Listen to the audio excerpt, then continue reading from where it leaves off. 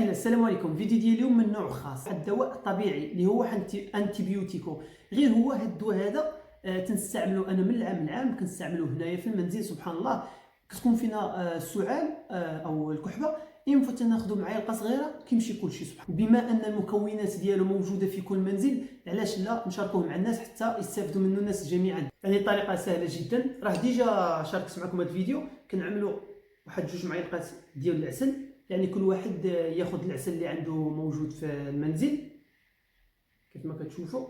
نقدروا نديروا حتى كل مره حنا كنعملوا كل مره شويه بشويه، ما تنعملوش كميه كبيره.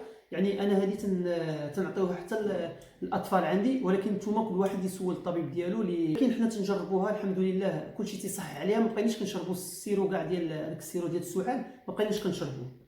كنضيفوا عليه معلقه صغيره ديال الخرقوم البلدي، يعني تبارك الله دار كلشي عنده.